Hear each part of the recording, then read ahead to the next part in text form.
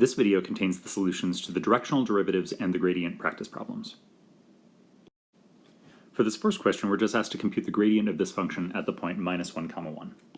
So the definition of the gradient is that the gradient of f, in this case we have two variables, so it's going to be a two-dimensional vector, which is just going to be the f partial derivative of x, the x partial derivative of f, and then the y partial derivative of f. So we need to take those two partial derivatives. In this case, the partial derivative with respect to x is 8x minus 2y, and the partial with respect to y is going to be minus 2x plus 12y. And then all we have to do is plug in this point, -1, 1. So the gradient of f at the point -1, 1 is going to be 8 times -1 minus 2 times 1, comma, -2 times -1 plus 12 times 1. That's going to work out to be -10, comma, 14. And that's the gradient. Similar problem here. Again, we were given a function and asked to compute the gradient at a given point. Here I'm using the gradient notation with the upside down delta, or the capital del, so to speak, but it's really the same question as what we just did. So again, del f of xy is the partial with respect to x and the partial with respect to y. In this case, when we take the partial with respect to x, we're going to need the product rule, because we've got a product of two functions that both have x's in them. So it's the first function times the derivative of the second function, which is e to the 2xy times 2y by the chain rule, plus the derivative of the first function times the second function. So that's the partial with respect to x, and then the partial with respect to y. That x sitting there is just a constant multiple. And then the derivative of e to the 2xy is e to the 2xy times the derivative of 2xy, which is 2x. Now we could simplify that, but since we're just about to plug in numbers here, let's just leave it unsimplified and plug in. So we get del f of 1, 0 is 1 times e to the 2 times 1 times 0 times 2 times 0 plus 1 times e to the 2 times 1 times 0, comma, 1 times e to the 2 times 1 times 0 times 2 times 1. So in this case, this 0 means this whole thing is 0. And then 1 times e to the 0, that's 1. So we get 1. And then over here, in the second place, this is 1. So we have 1 times 1 times 2 times 1, that's 2. So the gradient is 1, 2. All right, now we're being asked for a directional derivative. So the relationship between the gradient and the directional derivative is that if you have a unit vector, the derivative in the direction of u of f is just going to be the gradient of f dotted with that unit vector u. So the first thing we need to do is figure out the gradient at this point, and then dot that with the vector that we're given. And we should check, and it does turn out to be true, that this really is a unit vector. We should take the magnitude of that vector and make sure, but it really does turn out that that is a unit vector. Okay, so first things first, what's the gradient? So the gradient of f is the partial with respect to x, and then the partial with respect to y.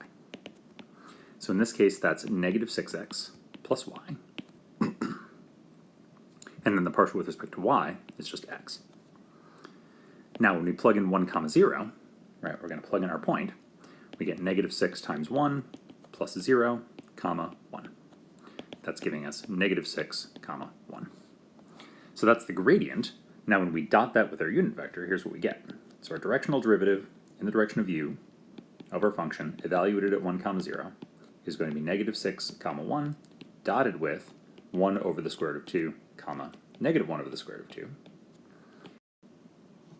So when we dot those together, we get -6 times 1 over the square root of 2 plus 1 times -1 over the square root of 2.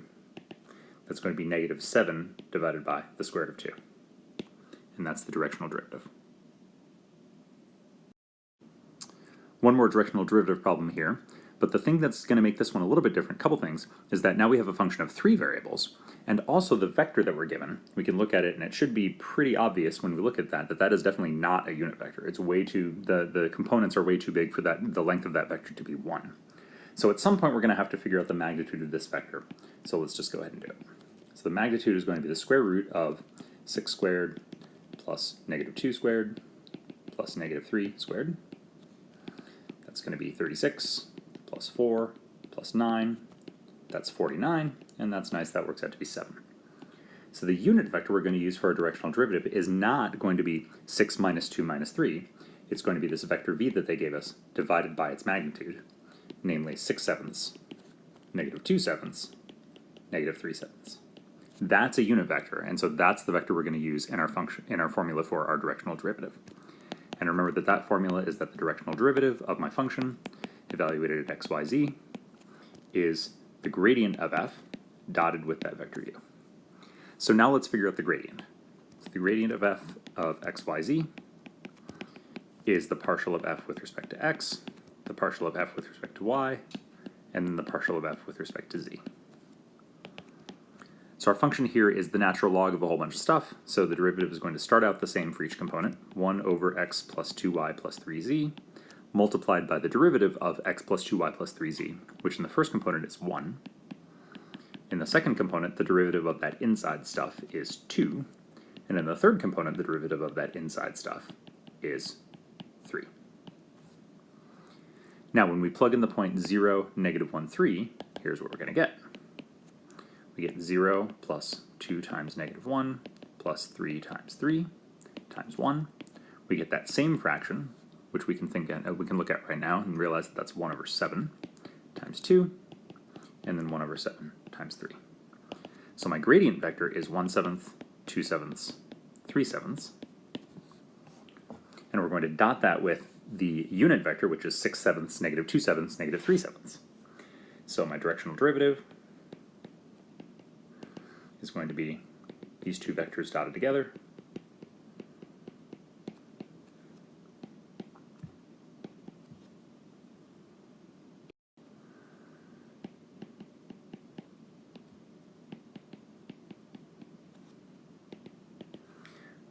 That's going to be 1 seventh times 6 sevenths, so 6 49ths, minus 4 49ths, minus 9 49ths, which is going to be negative 7 over 49, which works out to be negative 1 seventh. So that's our directional derivative. Okay, here we're given a contour plot and asked several different questions involving directional derivatives and gradients. So on this graph, they're first asking us to draw the vector of greatest ascent from that point. So the dot that we're looking at is negative 2 comma negative 2 times the square root of 3. So we know a couple of things about the direction of greatest descent. The direction of greatest descent is the direction of the gradient.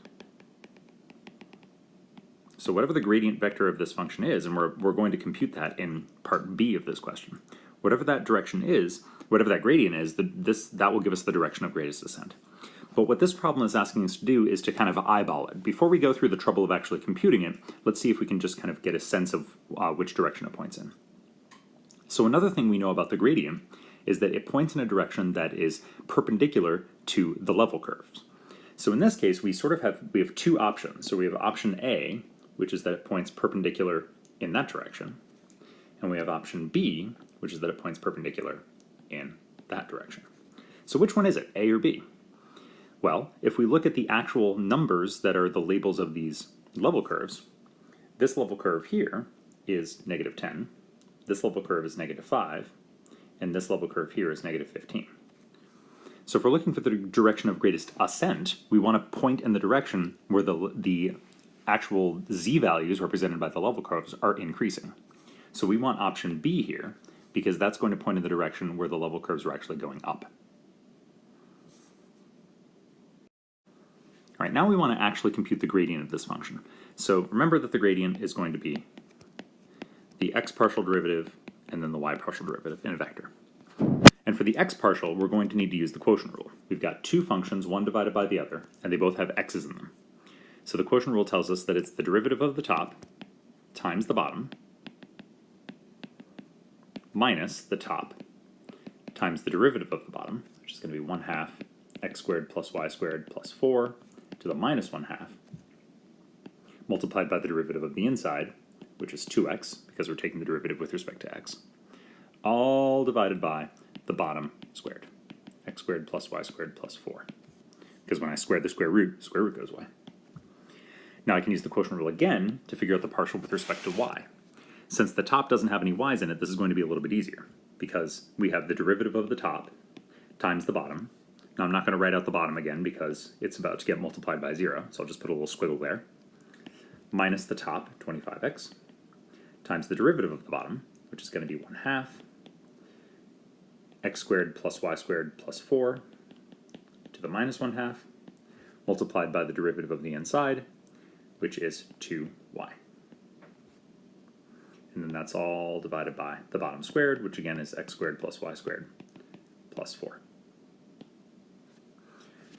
All right, now again, we could try to simplify this, but that would take us a long time and not really be worth it because we're about to plug in these values. Now, just to save us a little bit of time, we have x squared plus y squared plus 4 showing up in various different places. Let's figure out what this is for these numbers. So negative 2 squared plus negative 2 radical 3 squared plus 4. What is that? Well, it's 4 plus 12 plus 4, which is 20. So everywhere we see x squared plus y squared plus 4, that's really just 20. All right, so what do we get? We get 25 times the square root of 20 minus, now 25x, that's going to be 25 times negative 2 times 1/2 times 1 over the square root of 20. That's 20 to the minus 1/2 times 2x, that's 2 times negative 2, and that's all divided by 20. Over here on the right, we have negative 25x, so that's negative 25 times negative 2 times 1/2 times 1 over the square root of 20 again, times 2 times y, which is negative 2 radical 3, and that's all divided by 20. When we work all this out, do lots of simplifying, this works out to be the square root of 20 in the first component, and then the square root of 60, negative the square root of 60 divided by 4 is our gradient vector. Okay, getting back to the first part of our problem, remember that we roughly graphed our gradient vector and we said that it pointed in approximately that direction because it points in a direction of greatest increase and it also points perpendicular to any level curves. So how does this compare to the answer that we got from part B? Well, if you remember, the part B answer was that the gradient at the point negative 2 comma negative 2 radical 3 was the square root of 20 comma negative the square root of 60 divided by 4. If I type that in my calculator, that gives me approximately 4.47 comma negative 1.93. And so what this tells me is that I'm looking for a vector that has a positive x component that's about twice as big as its negative y component, which means I'm looking for a vector that points to the right about twice as far as it points down. And that looks pretty close to what I roughly eyeballed from part A. So this vector that I just drew here in blue looks pretty close to the vector that I drew in red, except that we didn't know what the length of that vector should be because we didn't know what the actual magnitude of the gradient was. We just knew which direction it should point in. And this is why sometimes what we really want when we think about the gradient is just a unit vector that points in the direction of greatest increase. In other words, we want to take the gradient and divide it by its magnitude to get a unit vector that points in that direction. That we could certainly sketch without having to worry about the length of the gradient vector.